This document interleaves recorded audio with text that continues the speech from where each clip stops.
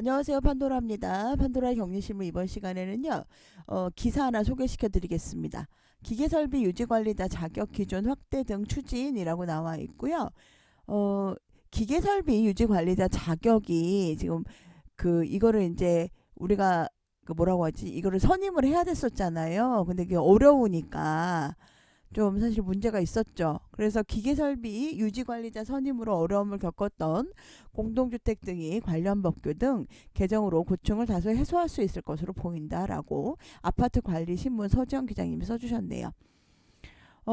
국토교통부는 임시유지관리자의 정규 자격 전환 기준 완화 등 국민 불편 부담을 초래하는 39건의 국토교통 규제를 발굴해 개선을 나간다고 27일 밝히셨대요. 2023년 11월 27일이죠. 그래서 국토교통규제개혁위원회는 국민으로부터 접수한 규제 개선 건의 등에 대해 8월부터 11월까지 논의를 펼쳤으며 특히 민생 규정을 중점으로 검토했다라고 얘기하네요. 2020년 4월에 건축물별 기계설비 유지관리자 선임 의무화를 했어요. 기계설비법이 시행되면서 이러면서 당시 임시유지관리자 자격을 갖고 있었던 분들 있잖아요. 그분들에 대해서는 정규직으로 전환할 수 있는 기준을 완화하겠다라고 이야기를 했고요. 이거를 12월 안에 마련하겠다 이렇게 얘기를 했습니다. 기계설비법 시행규칙은 기존에 우리 기계설비 유지관리 관련 업무를 수행하고 있었다면 이분들 자르면 안 되잖아요. 그래서 그때 그 업무를 하고 있었다면 고용 안정을 위해서 임시유지관리자로서 2026년 4월까지 그냥 임시유지관리자로 해당 업무를 수행할 수 있게 해줬다라는 거죠.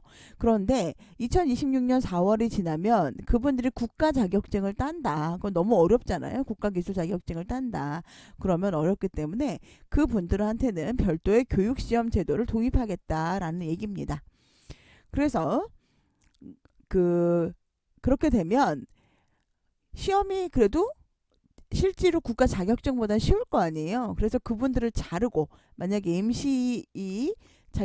임시로 임시 유지 관리를 했던 분들이 만약 2026년에 만약에 그 자격이 끝나서 임시 기간이 끝나서 그분들이 다 잘리면 그분 어디 가겠어요. 그러니까 조금 더 쉽게 정규 자격으로 전환할 수 있는 시험을 좀 보게 하겠다라는 얘기고요. 좀 쉽게 보게 하겠다라는 얘기고요. 두 번째 이렇게 별도의 교육 시험을 도입하는 거 그리고 또 국가 기술 자격 인정 범위도 확대하겠다라는 거죠. 그렇게 해서 만약에 기계설비 유지관리자로 선임할 수 있는 국가 기술 자격 인정 범위 확대도 검토할 예정이고 유지관리자는 기계설비 분야 기술 자격증 소유 등 자격 기준을 갖춰야 하는데 실제 기계설비 업무와 연관성이 높은 자격증도 보유하고 있으나 자격으로 인정받는 자격증에 해당하지 않아 유지관리자로 선임되지 못하는 경우도 발생하고 있다. 그래서 국토부가 연구 용역 등을 거쳐 자격 기준으로 인정받는 국가기술 자격증 추가로 검토하여 12월 법령 개정 등을 추진할 예정이래요. 자, 두 번째로는 첫 번째로 뭐냐면 기계설비 유지 관리자 선임을 했던 그분들을 전규 자격으로 전환할 수 있는 기준을 완화해서 별도의 교육 시험 제도를 도입하겠다. 두 번째로는 관련된 자격증을 갖고 계신 그분들 역시 자기들이 논의를 해서 연구 용역 등을 거치겠대요. 그래서 그 중에 국가기술 자격 인정 범위도 확대해서 그 자격증을 걸고도 기계설비 유지관리자로 쓸 수 있게 하겠다라는 얘기죠. 몇십 년 동안 아파트를 기계설비 유지관리자 없이도 잘 유지했지만 어쨌든 이미 법이 만들어졌기 때문에 그렇게라도 조금 도와주겠다라는 얘기 같습니다. 두 번째로는 건축물 관리 주체의 직접 성능 점검 수행 기준을 완화하는 기계설비 유지관리 기준 개정도 이달 중에 이루어진대요. 이게 자본금 1억 이상, 기술 인력 4명, 점검 장비 보유 등으로 관리 주체, 즉 위탁사죠. 예전에 위탁사들이 했던 건데 그걸 이제 못하는 거예요. 그러다 보니까 이거를 좀 이에 건축물 관리 주체가 성능 점검을 직접 실시할 수 있는 기준을 기술 인력 2명, 점검 장비 보유로 완화를 했다는 거죠. 글쎄요. 이것도 이유는 알 수 없지만 법이 자꾸 바뀌고 강화되고 있으니까 거기에 맞춰서 위탁사들이 이것 때문에 막 너무 곤란을 또 겪으니까 이렇게 변경하겠다라는 이야기인 것 같습니다. 그리고 상반기 중 주택관리업자 및 사업자 선정 기준 개정을 통해서 입찰 참여 업체의 금품 등 제공 약속에 관한 규정을 명확화했다. 그러니까 되고 난 이거는 여기 보면은 현행 지침은 18조 제26조는 입찰 공고인 현재 금품, 물품, 군품 등을 제공하기로 약속한 자에 해당하는 경우 경쟁 입찰을 상가할 수 없고 입찰을 상가한 경우 그 입찰을 무효로 하도록 규정하고 있어요.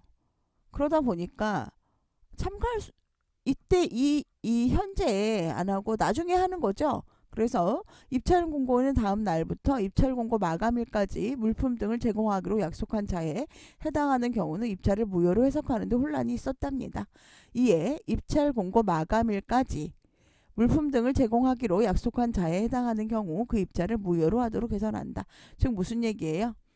입찰 공고 마지막 날까지 만약에 내가 물품 줄게 이렇게 얘기 안 하고 입찰 공고 끝나고 난 다음에 물품 줄게 하는 거는 뭐 어차피 크게 상관이 없다라는 얘기지만 어쨌든 입찰 공고 마감일까지 물품 등을 제공하기로 약속한 자에 대해서는 그 입찰을 무효로 하기로 개선한다라고 되어 있네요. 저는 제가 솔직히 뭐 법을 잘 모르기 때문에 이런 거를 자꾸 만들어 갖고 점점 아파트 관리가 좀 힘들긴 하죠. 근데 어쨌든 이분들도 법을 만드시는 분들도 현실성을 좀 깨달아서 솔직히 좀 어려운 것들을 이렇게 많이 좀 고쳐주겠다라는 의지를 보이시는 것 같아서 다행인 것 같습니다. 예, 뭐 이게 얼마나 큰 도움이 되는지는 저도 잘 모르겠어요. 하지만 이렇게 노력을 하고 계시는 모습은 좋네요. 예, 요거는 저희 네이버 카페인 이지집합 건물 회계 컨설팅에 올려드린 기사입니다. 이거는 아파트 관리 신문에서 본 기사입니다. 여러분들 오늘도 좋은 하루 되시고요. 다음에 또 뵙겠습니다. 벌써 2024년이네요. 여러분 건강하시고요. 구독과 좋아요, 사정한 댓글 부탁드립니다.